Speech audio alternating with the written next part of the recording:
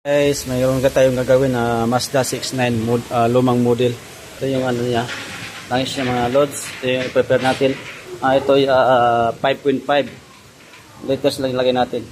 Ito yung oil filter part number. Ito yung Mazda 69 model 2014. Lumang model to mga loads. Yan yung makina niya. Kuha lang tayo ng tools mga loads. Set. Yung ilalim niya mga loads. Dito tayo magde-drain mga loads. Ito yung rim plug yung mga loads. Saka ito yung oil filter. Drain ko lang yung mga loads. Drain natin. Yan, drain na yan. Oil filter yung mga loads. Air filter yung mga loads. Linisan natin. Dito lang yung bukasan nito. Yan. Dalawa to dito. Mga loads. Palitan natin yung mga loads. Palitan natin bago mga loads. Yung part number A2884. Natin. Dag tayo ng brake fluid. Dag tayo ng windshield water mga loads. Tayo ng coolant. Coolant natin. Steering fluid niya mga loads. Gusto yung steering mga loads. Bitin natin yung oil filter mga loads. Sarado natin trim plug.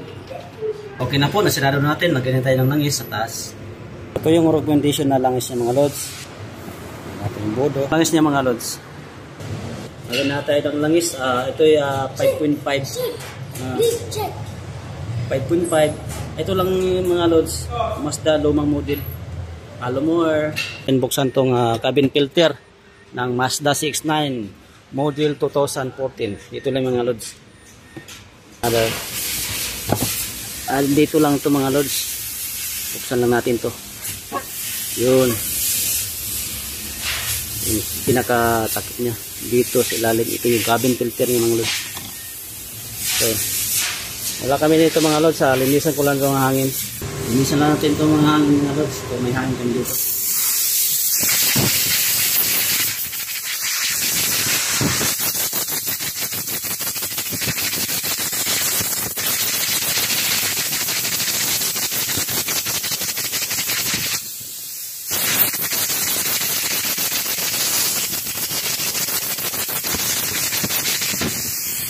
So balik lang natin itong mga loads. Dito sa ilalim. Yan ang tulong loads. Ganyan lang. Yan siya mga loads. Pabalik natin. Yan. Kinayan siya magkalak dito. Ito, balik natin. Yan, yan. Dapat nakapasok nyo dyan siya mga loads.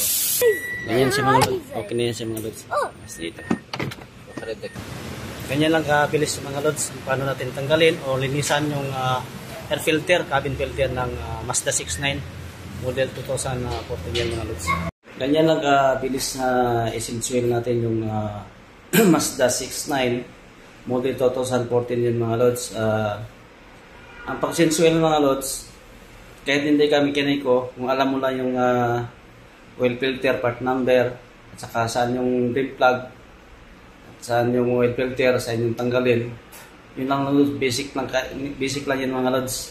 At dagdag tips mga loads, yan siya ay 5.5 lang ilagay natin. Yun ay Mazda 69 na lumang model 2014. Kung di natin alam yung ilan yung langis, ilan yung label, may dipstick naman yan loads. Sukatin nyo sa dipstick para i-start yung sasakyan, tapos mga 5 minutes o 3 minutes ilan parang nakababa yung langis. Saka natin isukatin yung saktong label. Kung hindi natin alam yung ilan yung sukat niyan o ilang langis, yan siya 5.5 lang lagay natin. Sana may nadagdag kalaman naman sa inyo. Salamat. Pasensya na sa video ko na shortcut lang mga loads. Alamin lang natin na ilang litro yung sasakyan, saka ano yung oil filter. Sana may kunti tayong kukuha na kalaman sa videos ng mga loads. Sinsya na mabilis ang video lang yung mga loads. God bless po sa lahat. Follow more. Penske TV.